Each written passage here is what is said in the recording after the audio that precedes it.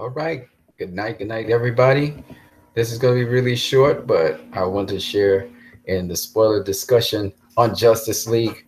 There's a number of really interesting things that has happened. I just saw the end scenes. A fan put together Hans Zimmer's Man of Steel theme at the back there of Justice League. It was really nice. And this is a Justice League spoiler discussion, as you can clearly see. And if you look here, you're going to see that we're talking about your favorite moments in Justice League and more. So now we can talk about all kinds of things concerning the Justice League. Of course, I just want to talk about, again, some of the topics that Zack Snyder covered. We had Above and Below. Above and Below, we first saw in Man of Steel, Superman towering over uh, mankind when Louis Lane was captured. You saw him above mankind there, and mankind looked below God among men. And then we also had the scene with his fight against General Zod, and we had a lot of above and below themes there, where General Zod eventually was cast below Kal-El's feet, and Kal-El got him in a headlock after slamming his head on the ground. So there's a lot of above and below themes there and there. I just give some more examples, and you can think of other examples of above and below as well. Again, you can join in the live chat. The live chat is to my right, which will be over here. And basically, you can join me in the live chat. If you want to join me in the Hangout itself, I can always give you the link and you can join. But interestingly, yes, there's a fan that actually came out and actually did the Hans Zimmer theme behind it. It fit in really nice and epic. So I really liked that. And I could just imagine what Junkie XL did with that theme. If you look at the sneak peek trailer, which seemed to have been Junkie XL's theme, so that got my blood pumping, and I know that sound. The soundtrack makes a difference in a movie. Now, Danny Elfman's soundtrack didn't sound bad. I mean, it fit in with things like DC Animated Universe, but I thought that Junkie XL was working on an epic soundtrack, and I would have been nice to see that. So I would love to see that in the Zack Snyder cut of this movie. I don't think the Zack Snyder cut's going to be any much more different to this movie per se. It's just going to have more stuff, kind of like the BVS extended cut. So it's basically he has this truncated cut, which is a little bit more fluent than say BVS's truncated cut. BVS's truncated cut was more circular. It's much more circular, moving around. This cut I thought was much more fluent, even though it started off with many different characters and people. It easily formed into a nice focused story and just went flushly through to the end.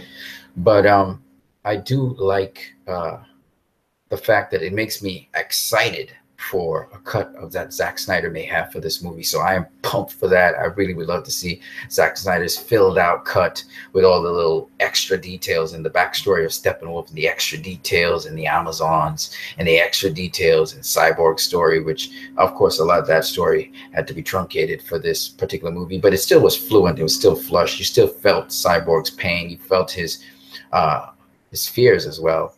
So yeah, above and below. So we're talking above and below. So that concept is something that Zack Snyder uses a lot, and it was really played out a lot in BVS. But let's just talk about Man of Steel. So the above and below is used in two contexts when Zack Snyder is doing his films. Above and below is used to show power, and it's also used to show morality. So, for instance, General Zod, he came from the sky, all right? And it showed that he was a god. He came from above. Humanity was below. And in that context, whenever you see General Zod, Kal-El has to move up from below to meet General Zod in the sky when General Zod comes to collect him. So that's that above and below concept. In this case, we're dealing with power. And then we have the above and below concept in terms of morality, where we see General Zod at certain times in this fight with Kal-El. Kal-El is looking down the building, whereas General Zod is down below, and he's saying, "This battle will end one way, Kal. Either you die or I do." See, I remember these things verbatim. That's how much of a fan I am. And he was looking up at Kal. In this case, it was a morality case where Kal is on the moral high ground. General Zod is on the moral low ground. So these are all visual styles that Zack Snyder has, and you can see it throughout his movie. It's interesting that when we look in the position of power, when Kal was a young boy, he had been pushed down by a big bully guy, and Kal-El, trying to contain himself, he stayed on the low ground. He was on the ground near the railing, near the fence, while the other guy was menacing over him and looking to beat him up. The strangest thing about this is, although it appears that the guy who's above Kal has the position of power, it is in fact Kal restraining himself from hitting the guy into God knows where, or breaking his neck off his head with one punch. You know what I mean?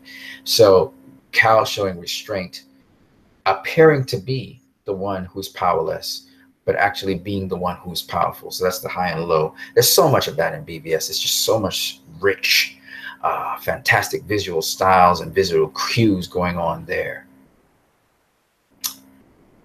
Oli JL, my brother, how are you doing? Brother from another mother in New York. I Billy wrong. That's funny, man. How you doing, brother? Peace to you. You know, shout out. It's all about love. And I'm having this video for a number of different reasons. One is to organize you guys, because I'm intending to fight for this movie Justice League that came out in the cinemas, the theatrical cut. I'm fighting for it. I see what's happening. I look at the box office trajectory, and I'm not going to sit passively by. I'm going to do everything in my power to make sure that this movie can make over $1 billion, even though it does not seem possible. Let's form the Justice League right here. I like Cyborg, but I think I'm more of a Batman. So if you want to be whatever you want to be, what Justice League figure would you be, Oli JL? Which Justice League figure would you be, man? I know you love the movie, brother. I love the movie too, man. Tell me, what was your best scene in the movie? Let's start off with that. What was your best scene in the movie? Yeah, I'm more of a Batman. I'm more of a Batman kind of guy. I think some people are Wonder Woman. They're more inspirational. I try to be inspirational, but I got a real mean streak in me. You know, I got a mean streak in me. So I know I'm more of a Batman, you know. But I really like Cyborg. My favorite character in the movie was Cyborg. What was your favorite character in the movie, man? Though my floors were the Justice League. I hear you, brother. Let's make our own Justice League. You know what I'm saying? Let's make a Justice League for this Justice League movie. You're funny too. You got jokes. This brother got jokes. How's New York right now? Is it cold? Up where I am, it's nice and warm, man. It's nice and warm up where I am. And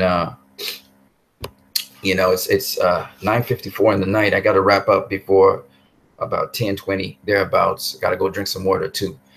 Yeah, man, it was nice to catch you in New York, my brother. My only flaw is with the score. It needs to be longer. Yeah, I agree, man. I thought that the musical score, man, you put Hans Zimmer in that. You saw the guy with the cut with Hans Zimmer in that score, man, how epic it felt in the end. God damn it, man. If Junkie XL was on this thing, man, it would have been crazy, man. It would have been crazy. And as it took, I didn't think it needed to be longer, because I essentially that was a Zack Snyder cut, right?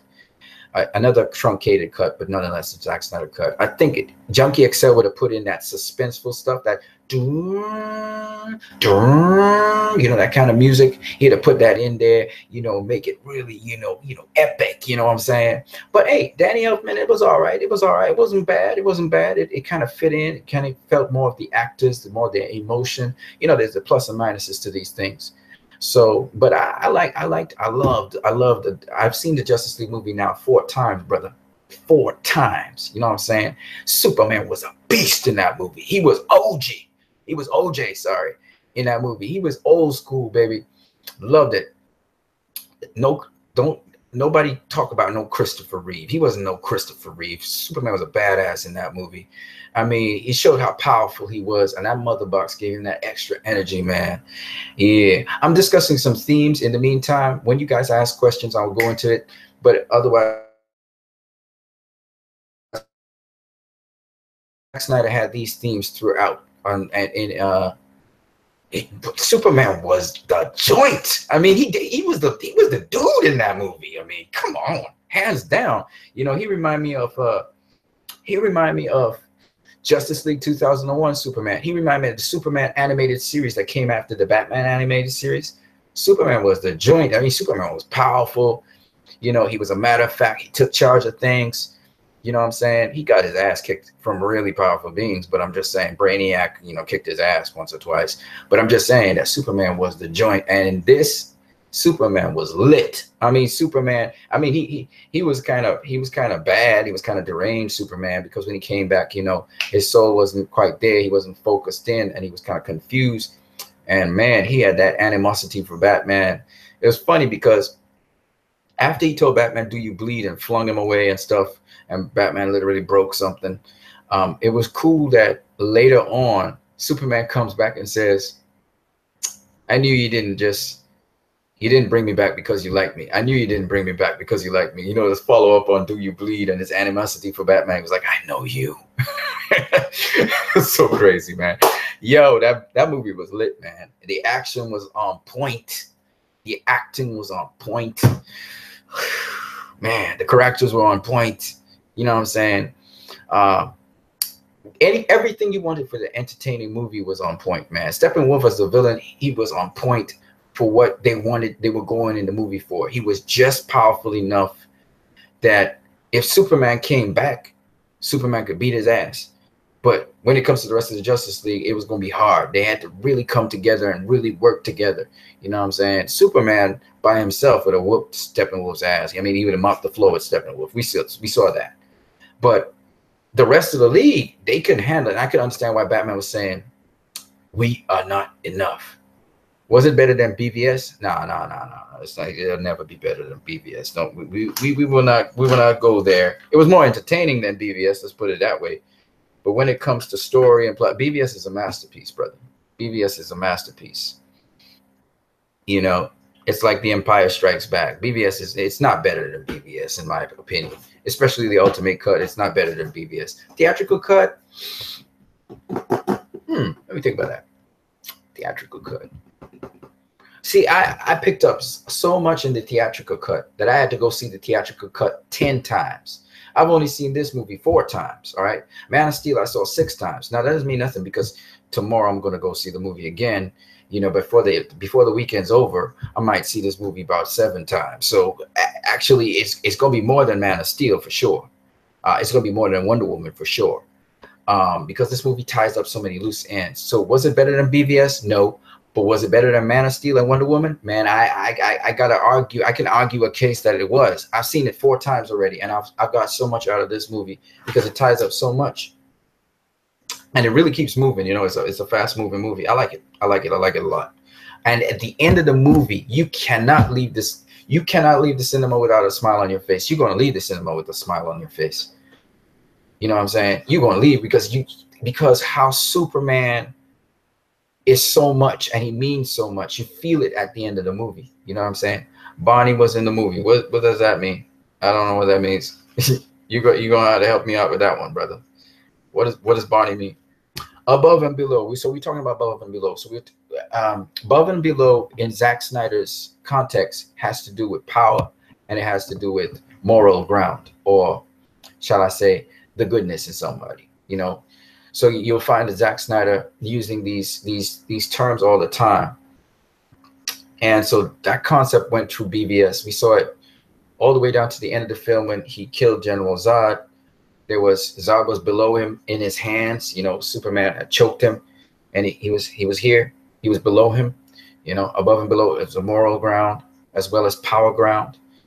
So Zack Snyder uses that a lot. It's in the comics as well. They always change levels. So you got one guy above another guy, whether it's in terms of power or if it's in terms of ethics.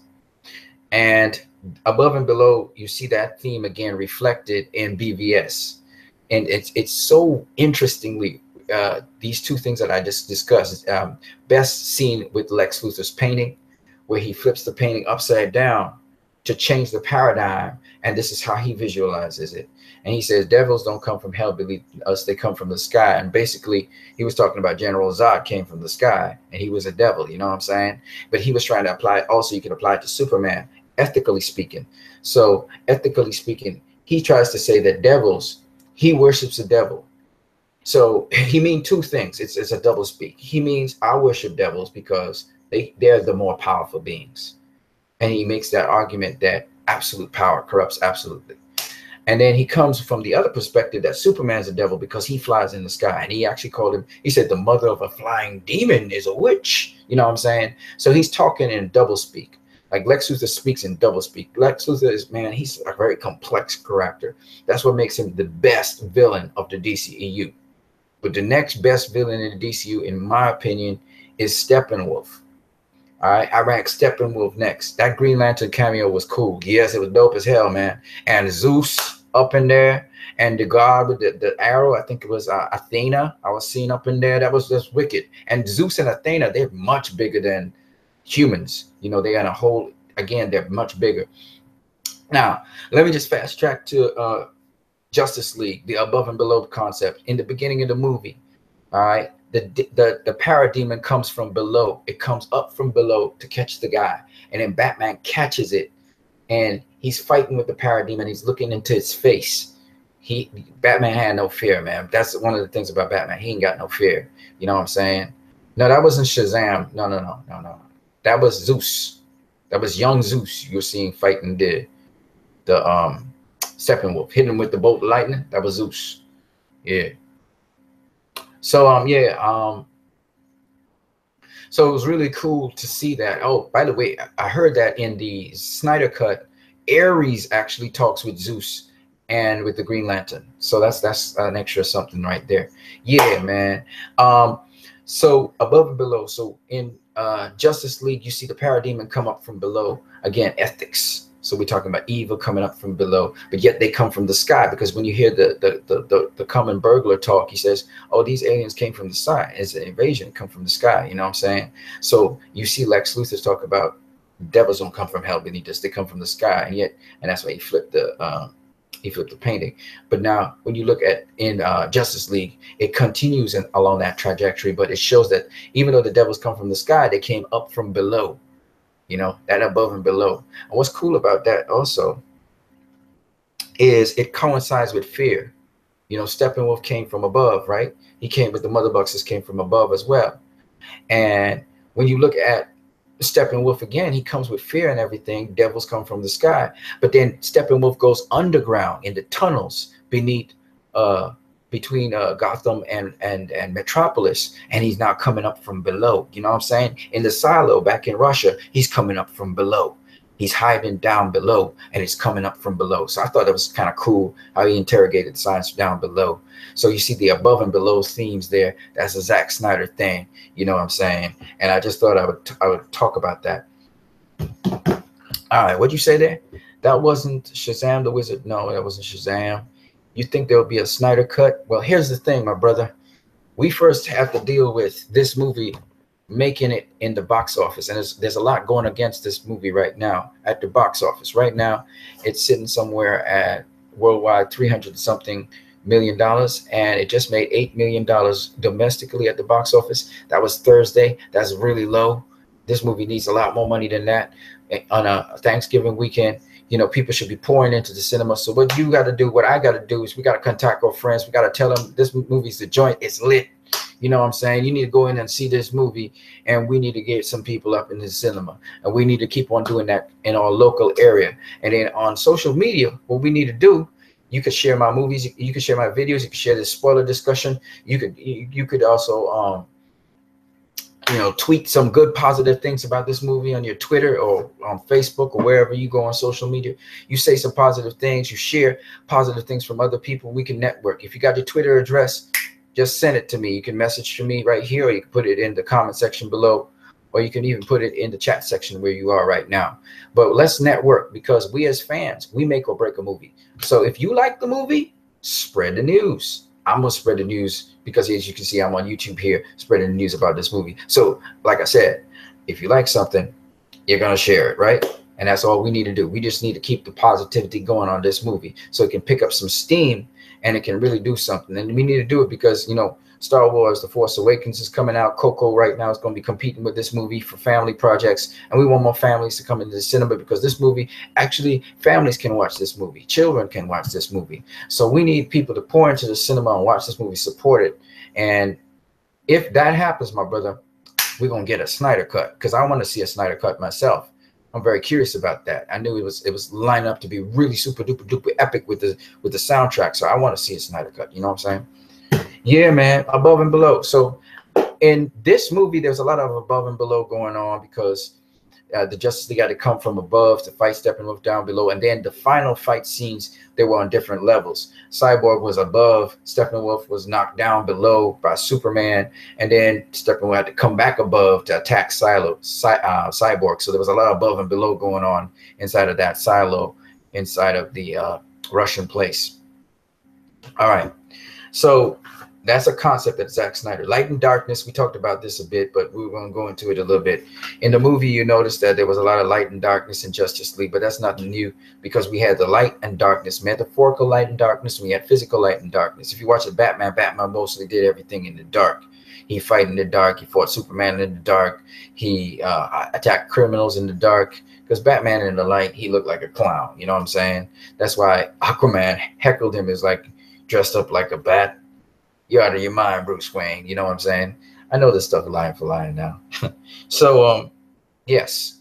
So when you see Batman, he's introduced in BVS, but there's light and darkness in Man of Steel. Then there's light and darkness, that concept that goes into BVS. Then there's light and darkness in Wonder Woman. It's most obvious in Wonder Woman, where Wonder Woman does this little talk at the end of the movie where she talks about how men have light and darkness in them. And it's a choice that they have to make and no hero can overcome, right? And then we have in Justice League that same concept. You see Batman fighting in the dark, in the night, but then you see he's recruiting people in the day, all right? And Batman has to come out of his comfort zone of working by himself to come out into the light and actually recruit people and stuff. So you have the light and darkness concept. We got the death and life concept. That death and life concept has been going on for a little bit. We had, for instance, after Man of Steel, when Superman's father died, Jor-El came back as an intelligence in the machine. So that's the life and death concept there. Then you got Jonathan Kent, who came back from the dead in Batman v Superman. He saw him in a vision, and Jonathan Kent was talking to him. Of course, Superman died in Batman v Superman. And then we have that life and death concept where Superman comes back from the dead in Justice League. All right, so you got that concept playing over and over and over and over again throughout the trilogy, and also in Wonder Woman. There are people who died, and of course we see them earlier on in their lives, Antiope particularly in Justice League, right? And then we have death and resurrection. Death and resurrection is really cool because that's basically the death that we saw. The only resurrection we have seen now is in Justice League, and that was Superman. And it follows in with the baptism. He gets baptized into the amniotic chamber, and he gets risen from the dead by the mother box, right? So death and resurrection was a follow-up of BVS. He was dead in BVS. He was resurrected in Justice League. All right. Cool. Any other questions, man? You watched the Film Junkie? Yeah. I watched the Film Junkie. Yes, absolutely. I didn't understand Film Junkie's rage, but I kind of get it. He was angry with Joss Whedon because he liked a tweet that said Steppenwolf was a weak villain, which I don't agree with. I don't think Steppenwolf was a weak villain at all. I think like I said, he's the second. I think he's the second most powerful villain in the DCEU. Let me give you my reasoning. General Zod was killed by Superman. Superman snapped General Zod's neck. All right.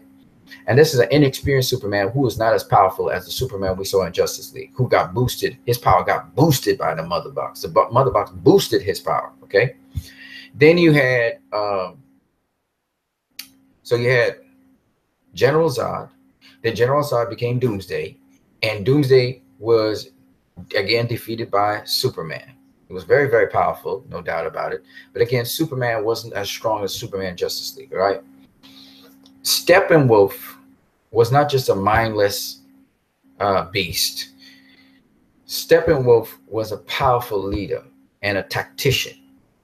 And while Superman did knock him around, once Superman met him, he didn't kill him because Steppenwolf is not easy to kill. Steppenwolf has already died, and he's like one of those, it's kind of like a parademon kind of thing, but he's a higher ranking sort of officer. Parademons are like basically stormtroopers, right? So I believe, and Steppenwolf's not dead because we saw him boom tube up with all the all the parademons attacking him and trying to eat him up, but he's not dead. Okay, so I expect Steppenwolf at some point in time to appear back in the DCEU once it survives, which means that Steppenwolf would have been a stronger dude than Doomsday. He'd have been a stronger dude than General Zod. We don't talk about Enchantress because we don't think of her as powerful because normal men, overcame her. And Ares was defeated by Wonder Woman, and Wonder Woman caught her tail trying to fight Steppenwolf. So at the end of the day, the most powerful villain out there is Lex Luthor because he's so smart, and he's the guy that kind of knew the background that Steppenwolf was coming. And Lex Luthor, because he's so smart, he can, just like Batman. Batman, when it comes to power, he's not the most powerful Justice League member, but he uses his mind, he uses his brain, and that's what makes him so dangerous. The same thing with Lex Luthor. So I thought Lex Luthor is the most powerful villain in the DCE right now. Then you got Steppenwolf. Steppenwolf is the next dude in the lineup, I think, in the DCEU, honestly. Then you got General Zod. Then you got Amanda Waller. Then you got, who else we got? Oh, I forgot Faye you got Amanda Waller. Then you got Enchantress. Yeah, and her brother. Oh, you got Ares, then you got Enchantress and a brother, right? Yeah, so that's my thing. So Film Junkie got angry with Joss Whedon, and because of that, he's been on a rant about all the stuff that's missing from Justice League. But really, honestly, brother, I don't think that affects the storyline or plot of the movie much. And I think it's still Zack Snyder's vision you saw. I mean, there was no outrage from Dave the Film Junkie when BVS came out, so I just don't get the point. You know what I'm saying? I thought it was entertaining. I thought the only thing I would say is, nah, Zod's not the best villain in the DCU. Come on now, brother. Come on now. No way. Zod's dead. Zod was dead. Zod became Doomsday. He can't be the best villain. How you can be the best villain in the DCU and you dead? Superman killed him. Killed him. And an inexperienced Superman at that. Killed him. You know what I'm saying? Nah, Zod ain't. And Zod didn't even have the armies that Steppenwolf had. Okay, Steppenwolf lost some of his armies and everything, but he didn't even have that. Nah, Zod's not Lex, hell yeah. Lex Luthor is the best villain in the DCU. He is, hands down. He's still alive. He's still running things. He comes out of prison. Oh, yeah, absolutely. I agree. Hands down, Lex Luthor. He's the man. He's the dude. You know, the Joker don't touch him right now. The DCU Joker, I can't say he touches Lex because he ain't doing nothing yet. You know, but Lex is the dude in the DCU right now. And I think the next guy is Steppenwolf. You know what I mean? Anyway, so let's go through a couple more concepts before I close this thing down. We got death and resurrection. We got terrorism and justice. Terrorism and justice. Steppenwolf is the ultimate terrorist, right? Come out, you know. And we had terrorism in the movie, and Wonder Woman stood up for justice. Again, justice was attacked because it was a justice place. SpongeBob is not the best villain, man. Stop that, man. You trolling now. You guys are so funny. But when it comes to justice, it was interesting that Steppenwolf had just beaten up all the members of the Justice League. It's ripped Cyborg in half. And he was saying, you know, that none of you are powerful enough to know the truth. And Superman comes behind him and says, I'm favorable to truth, and I like justice. And then Superman punches him, you know what I'm saying? So Superman, again, showing that truth and justice right there can be defended. So you had the big scale terrorists. You laughing away, huh? You had the big scale terrorists in Steppenwolf, and then you had the small scale human terrorists in the Irish terrorist group that came to overthrow the courtroom. So yeah, I thought that was interesting. And you have many different acts of terrorism when they kidnapped the scientists, when what else did they do? I can't remember. It's mostly fighting after that. So we had terrorism as a topic. We had xenophobia and racism as a topic. We had hope and despair. you know, hope and despair. We saw Steppenwolf in despair. We saw the people in despair. We saw the world in despair. So we had the people in the small village in despair. And then we had the terrorists in the world and the people who were attacking the xenophobic people who were attacking the Islamic woman in despair. So a lot of despair. And then we had that contrast with hope, which is when Superman comes back, you get the hope. You get that hope driving Batman and so on. And then you got invasion versus evacuation.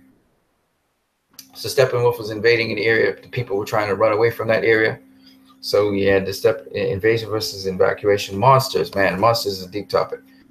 So when we're talking about monsters,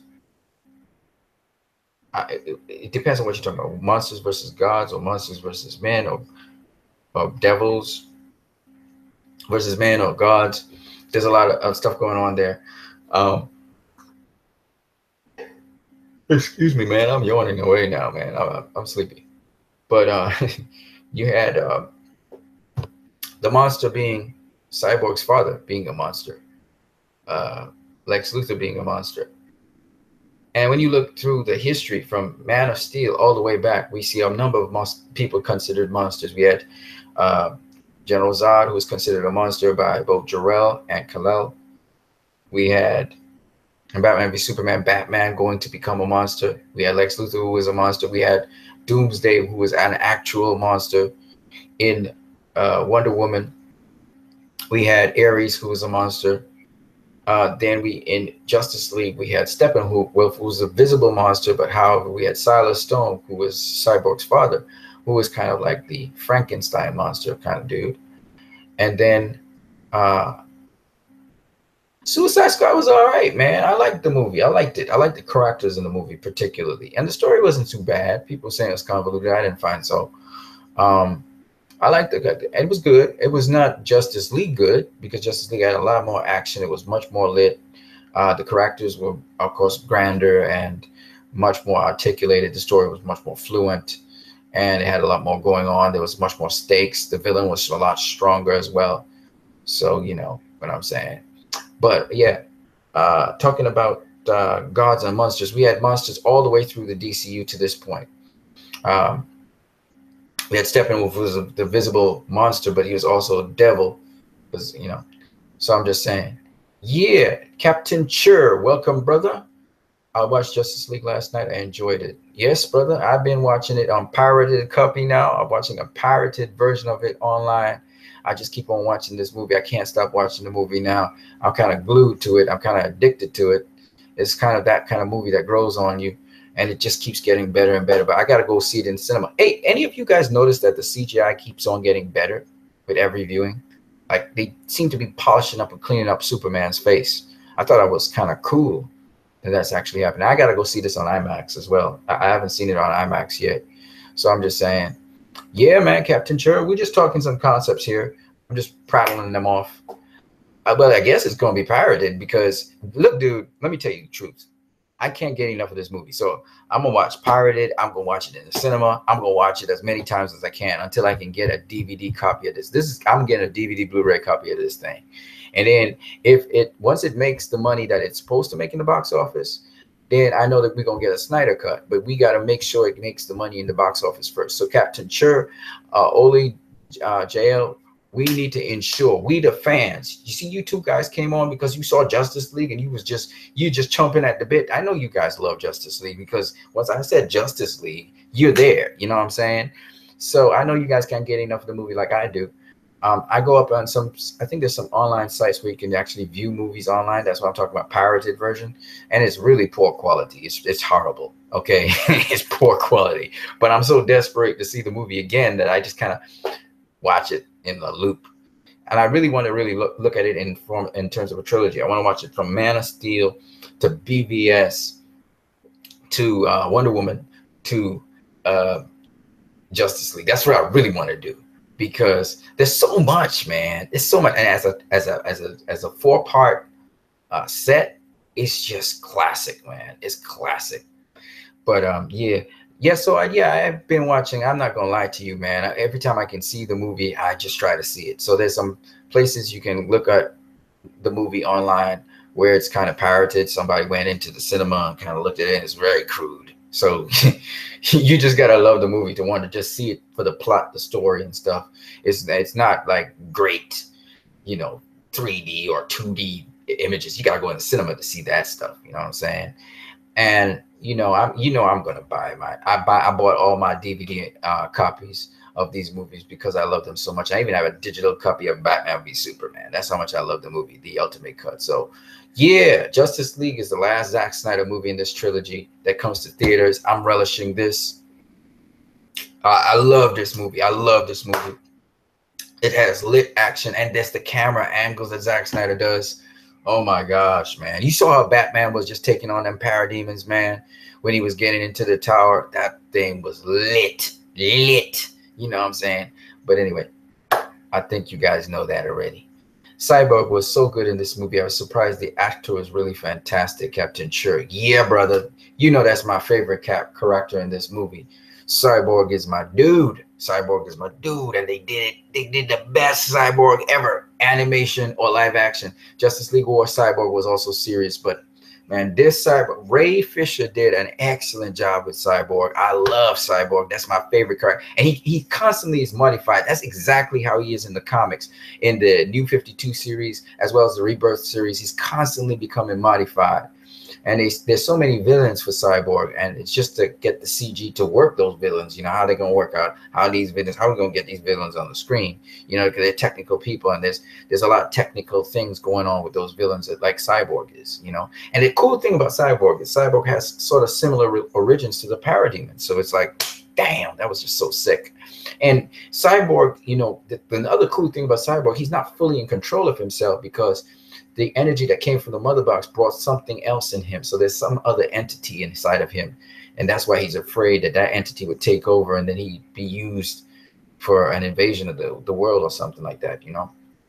And that's, I don't know if you guys picked the nuance, but Steppenwolf was speaking to that. That's why he said, you are born of her, you know, because he was happy because he knew if Cyborg could just see his origins and what this thing is, which Cyborg did see, but they didn't show the whole entire cut, because really it seemed as though Cyborg saw what his origins were, and then he had to choose between Steppenwolf or himself, you know, but they didn't put that in there. Okay, Ole Jail, trust me, if Watchmen can have 3 cuts, then Justice League can. Well, you know, Watchmen has 3 cuts, but Watchmen not part of a extended DC universe, and it wasn't a movie that it took $300+ million to make. So Warner Bros. Still had extra change after Watchmen, even though it flopped. So they could have gotten Zack Snyder's cut out there. This is a little bit different. You know, the stakes are a lot higher. You know what I'm saying? Ole Jail. So, you know, we got to do a thing. Vega Thorn, need my Flashpoint movie. Brother, you ain't going to get no Flashpoint movie if this movie it flops at the box office. So you might as well start promoting this movie. You know what I'm saying? Y'all kind of skipping. Y'all jumping the hurdle now. We need to check out Justice League. Get that thing past $1 billion. That's what we got to do. You understand? By the way, Vegathon, did you love Justice League or you like it? If you just liked it, then, you know, I understand. But I love that movie. I love that movie. It got so much stuff going on in there. So we talked about invasion, evacuation. We talked about monsters, right? Gods are my man. You know, Lex Luthor, again, pointing to the fact that the God came back to life. You know what I'm saying? I watched it last night, so that's a week or so later after release, and the cinema was full. Might have had legs. Yeah, everywhere I go, when I go to see Justice League, I'm outside of the United States of America, 2D or 3D, the cinema is packed. And people always laugh when the Flash says certain things. Certain things people really laugh at. When he said, you know, it's cool that you guys, you know, are ready for battle and stuff, but for the record, you know, I'm not ready for battle. You know, I just push people and run away. People love that line for some reason. And it doesn't matter if you've seen it in the trailers or whatever. People crack up over that. It's really funny. I don't crack up over it per se because I'm always petrified when I see him, how he reacts. But most people laugh at that. And they also laugh at another line that it's just golden. Trying to remember what it was. Oh, yeah. This is a line we've seen in the trailers, but yet people still laugh at it. When Batman is saying, you see, I'm putting together a team of, actually, he stopped right there. I mean, that right there, for some reason, you know, it works. I don't know why. Ezra Miller just pulled that off. It's just one of those things where people laugh at that. I don't know why, but it's hilarious. But to me, Zack Snyder uh, is Barry Allen. Zack Snyder's Barry Allen. So when I saw it in the fourth viewing, I said, wait a minute. When Barry Allen started saying, well, brunch, you know, I just don't get people because brunch. What's brunch? You stand in a line, you wait till lunch, and it's funny because I can see Zach actually saying something like that. You know what I mean? Zach's so animated. Anyway, DCU has that rewatchability, if that's a word.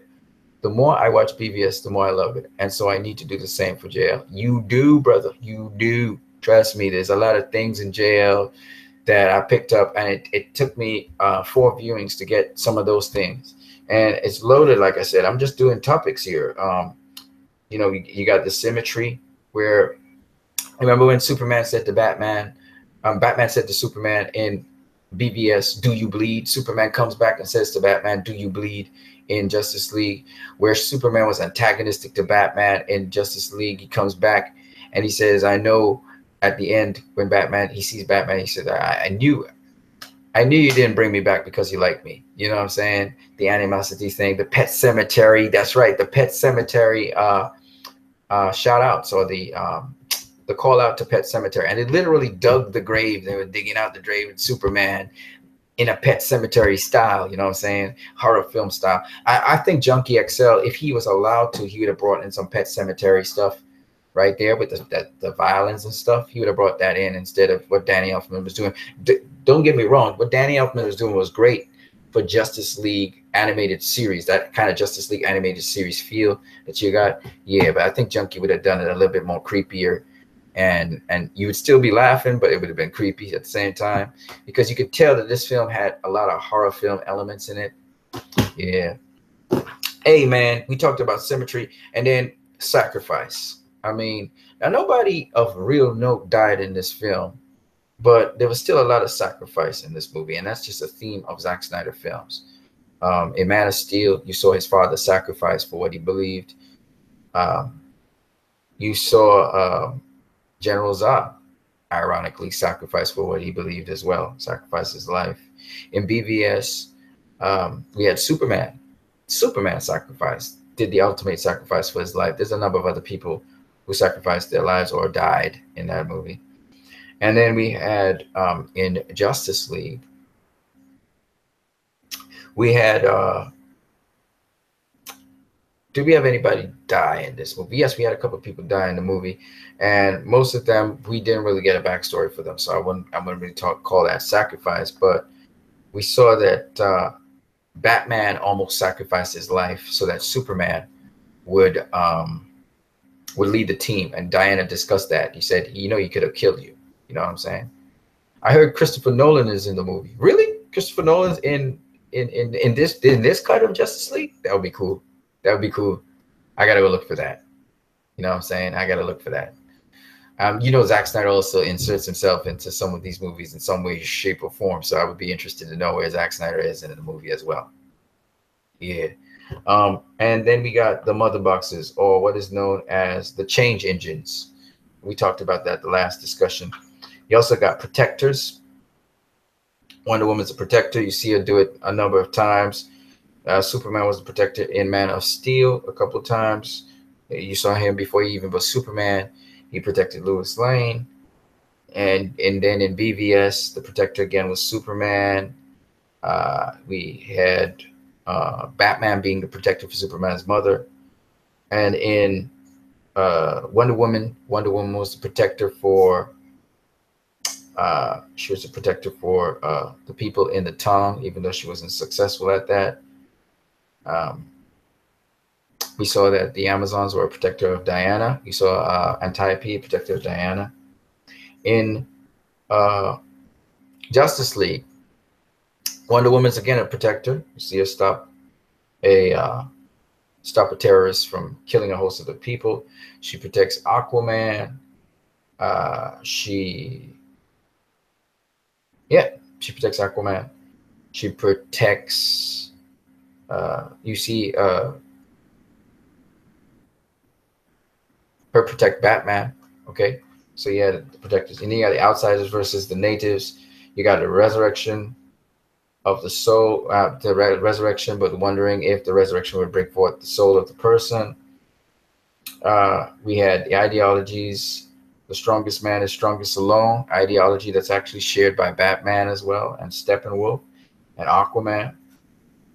Uh, then we have we are not enough. That's another ideology, which has to do with you can't save the world alone. And you saw Batman saying that a number of times. They talk about the humanity of people and how Superman's more human than Batman. We've got symbiosis. I talked about that in a video before. We have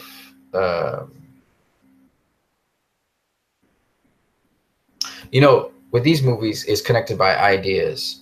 You know, it's not connected by characters. It's not necessarily one main protagonist you're going through the movie with. We had, oh, this is very interesting. We have a number of questions as well. We have the concept of unity, because unity is spoken about a number of times. We have unity on Earth. We have unity of the mother boxes or the change engines. You also have using a weapon against an enemy. So The Art of War by Xing Sun. And we see here that the mother box was used against Steppenwolf by bringing to life Superman. We have Prince, David Bowie, and Superman. So Zack Snyder's taking fiction and linking it with reality. Prince and David Bowie died this year, and they were both always doing music on bringing people together and hope. And then we have here the concept of unity, which goes way beyond this movie. And then we have the symbol of hope, where the symbol of hope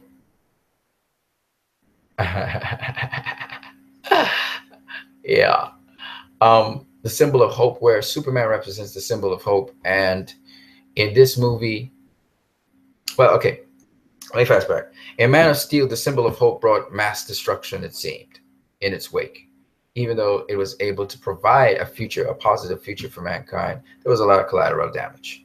And in BVS, we saw the resultant of that collateral damage and the resultant of that hope persisting in spite of all of the negativity coming to it. And then now in Justice League, when that hope is dead, we see how people become desperate, filled with despair. But that hope, the trickle of light, this is what basically Louis Lane was talking about at the end. Even when hope seems to be gone, the light returns. And we saw that that trickle of hope led to Batman resurrecting Superman, and the hope came strong, and it was stronger than when it was first seen.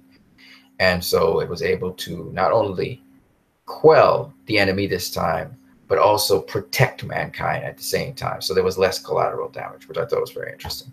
In fact, the collateral damage was reversed, and we actually had life springing out of the thing that was sucking life from everyone, which I thought was a beautiful closure to the chapter of these superheroes coming full circle and having them mature while the younger ones are still biting under them. As I saw, it was so sick. And that's another concept I just saw, which is the concept of replication or reproduction, where we see the new generation, which is Cyborg, Aquaman, and who else? And the Flash. They're the new generation, and they're being mentored in by the older generation, which is Superman, Batman, and Wonder Woman. So we have a new trilogy coming, a new trinity or new triunity, or a new unity coming from the earlier unity, which we saw in BVS. So all of that is happening in this movie, which just makes it so sick. What you guys were saying now, I got to catch up on what you guys were saying, because I went off on a tangent with topics.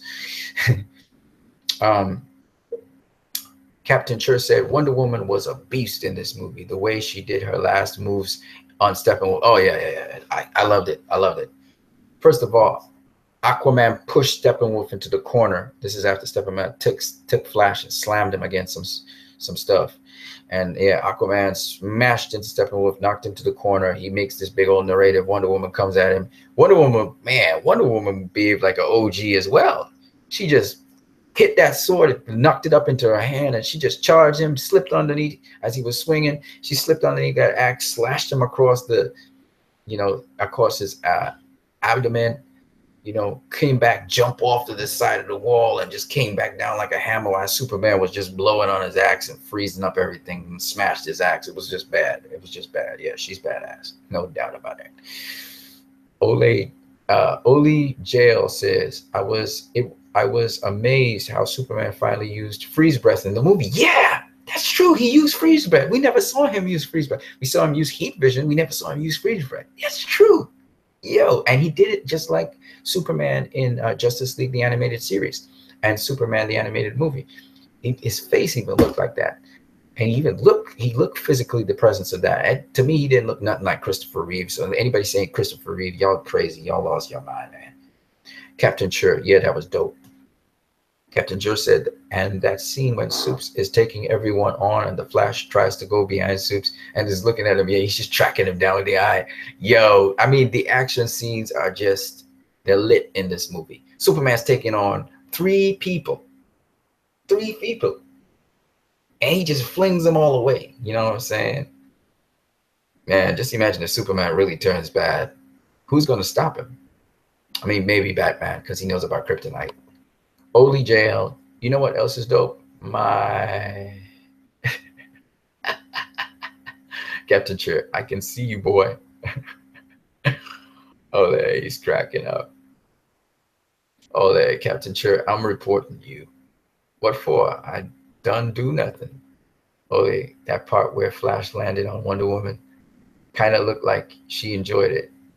No, actually, somebody else was explaining to me what happened was Flash actually pushed Wonder Woman out the way. He was trying to get out the way of the Nightcrawler that was falling down, and he actually slammed into Wonder Woman, pushed her down, and that's why he was on top of her. And then he's real quick, so he just came off of her, and he just kind of looked away. So, it wasn't, I think a lot of, because of the atmosphere in the world right now, I think women may take offense to that.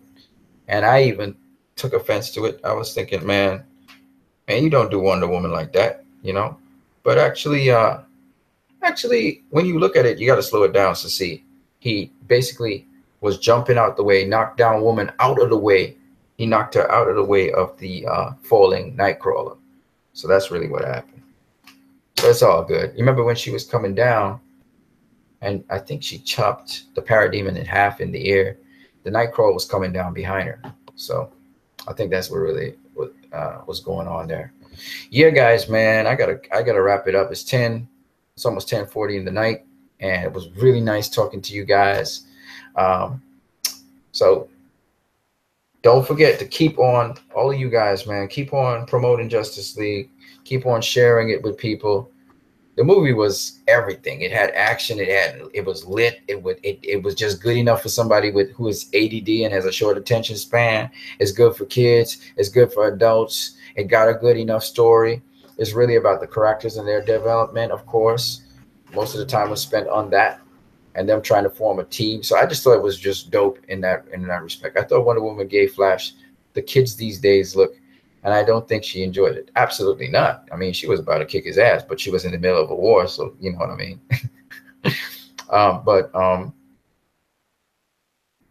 Even when Superman was saying, I take it back, I want to die. And he was cracking up over that, about the pain and stuff. She was like, children, I deal with children. You heard her say that. I preferred if they didn't have Flash on top of Wonder Woman, though. You know what I'm saying? But yeah. We all love Justice League. Yes, sir. But we got to actively work now to make sure that this movie does well at the box office. So that's what we got to do now. And we got to be a little bit organized about it. So you guys, I see you love Justice League because you up on here talking about it. The box office ain't doing so well at the box office right now. But that doesn't mean we can't change it. We can't flip it around. We still got a couple more days of Thanksgiving. So we got some work to do, guys. We got to promote this movie. And besides supporting it in the theaters, we need to get other people in there to watch it. I think when they watch it, they'll enjoy it. They'll enjoy the crap out of this movie because it's enjoyable, highly enjoyable. Anyway, man, it was good having you guys there. Let me shout out you guys. Oli JL from New York. Shout out to you. I'm from Trinidad in the Caribbean. Shout out to you, Captain Chur. It's nice to see you, man. You guys kept a lively discussion with me. Vega Thorn, Jeffrey Morgan, Jeffrey Dean Morgan as Flashpoint Batman. All right, I hear you, man. We got to first get through Justice League. We got to make sure this thing does well at the box office. Then we can talk about Flashpoint Paradox and that kind of stuff. That would be dope. You know what I'm saying? I hear you, brother. I hear you. I hear you loud and clear. You know what I'm saying? So, on that note, you guys have a good one. You guys have a good one. Peace and love. And don't forget, we can be like the Justice League in real life and really inspire people in real life. So let's do that. Let's get out of here. You guys have a blessed one.